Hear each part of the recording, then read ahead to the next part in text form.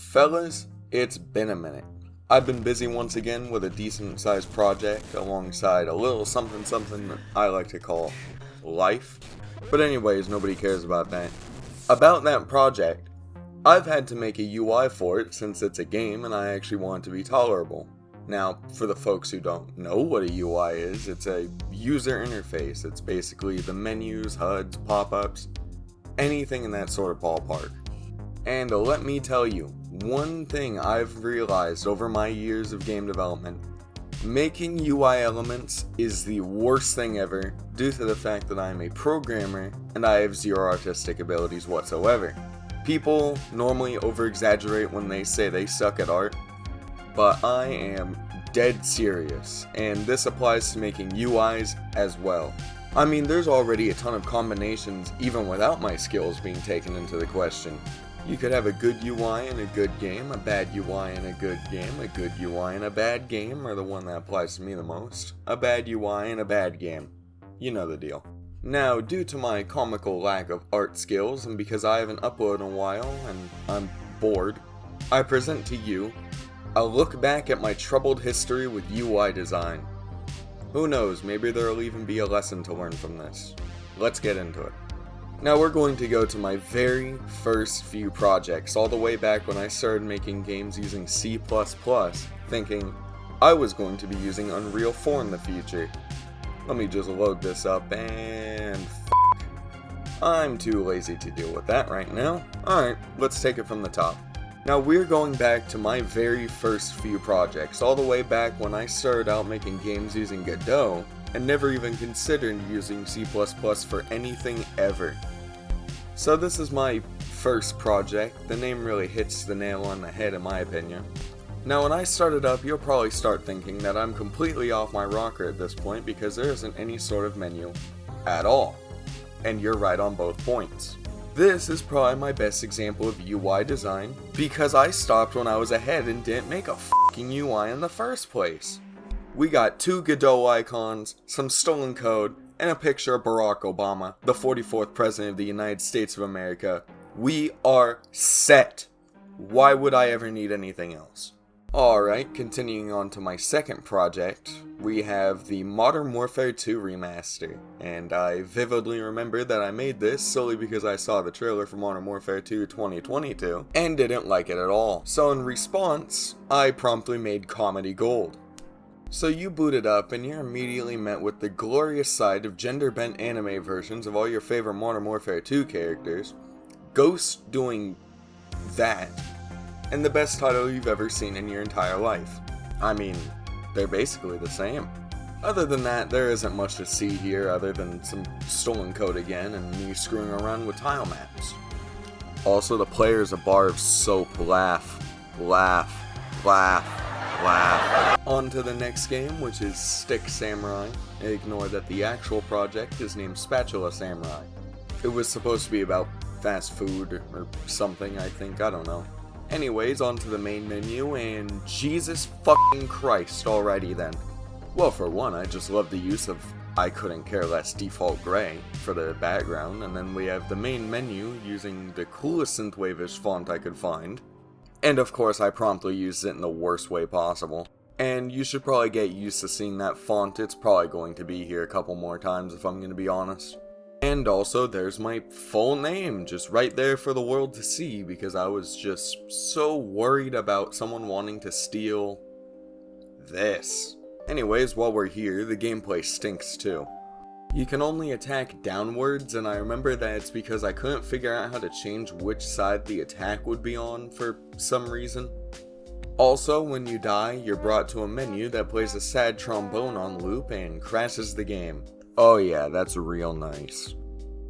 The next game is called the Relax game because I couldn't figure out a better name for it by the time I abandoned it. This one was just supposed to be like Roblox Lumber Tycoon 2 just to see if I could try and recreate it. Spoiler, I couldn't. This bad boy was a joint effort between me and my girlfriend as well, since my lack of ability to draw anything other than a lopsided square hinders my game development ability. Now, we started up and are met with the main menu. It has Tree Murder on full display with another background made of I couldn't care less default gray. You can also tell I couldn't even be bothered to make the HUD go away when on the main menu. Anyway, let's see what else there is. Maybe it's better than I remember. Let's start it up. Ocean man, take me by the hand, lead me to the land that you understand. Never mind, I think I'll actually never open that project ever again. Next up we have Clone Try, and it's my first actually somewhat completed game that I made just for practice. It also gets its name from the fact that I thought the graphics kinda looked like Contra for the NES, and that I was copying Contra for the NES too. Who'da thunk it? Alright, let's start it up.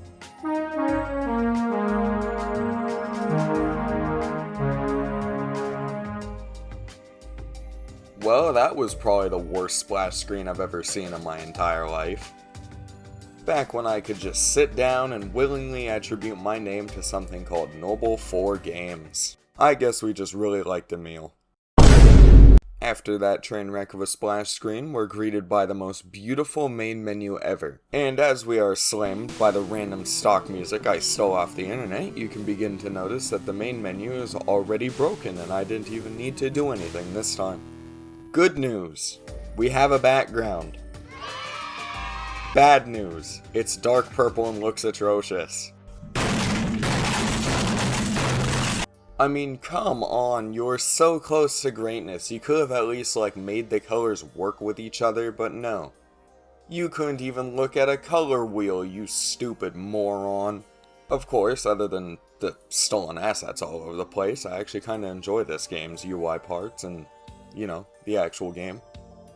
It's way too hard though. 2 out of 10 IGN. Alright, on to the next trash heap that I had the gumption to call a project. We have the mysteriously named Top Down Super Hot. And would you believe that it's just the trash first version of Dungeon's Risk? No idea what I was smoking when I made that title. Maybe it's super hot because you can slow time for 3 seconds. Anyways, this game sucks. Weird aspect ratio issues, bad solid color main menu, again. Victories. And also the worst progress bar you've ever laid your eyes upon. I don't want to talk about it. The only good part about this project is that it laid the groundwork for Dungeon's Risk, which is chaotic neutral at best. If you really want to know more about this game and what came of it, there's a playlist on screen probably right now. And to close out this atrocity on your eyes, we have Coins, Clones, and Bones, my bastard child game. I was actually paid to make this one, and it's not one of my favorites. If you have eyes, then you probably noticed the god-awful CRT screen effect over the game at all times that I put there to cover up the 1-bit art style I bought and make it seem more fitting, I guess. And believe you me, I actually did try to make it at least look stylized or something, because I used that VCR font and the timer at the bottom to make it look like it's being played on an ass-old TV. Also, this time the music and sound effects are actually made by me, and you can definitely tell. I actually don't think they're that bad since it fits with the style of the game already. I even made sure there was mobile support, and it automatically changes depending on which platform you're on, for whatever that's worth, I guess. This game is actually available online. I think it's on Godot.io and itch.io, but don't expect anything amazing from it. And that just about wraps things up and perfectly shows my troubled history with proper UI design. Remember when I said that there might be a lesson to learn from all of this? Well, there really isn't one. Just get someone else to make the UI for you so you can pass the blame to them if it turns out bad. If you want to see what my troubled present with UI design looks like, just take a look at the Dungeon's Risk playlists I have, and there's definitely some other videos I have that showcase some questionable design choices. All in all, this was supposed to just be a fun little video to fill the space between uploads, and I hope you fellas enjoyed it. Please definitely stay tuned for information about that secret project I'm working on. It's something entirely new and unrelated to Dungeon's Risk. But with all that, I'm done here.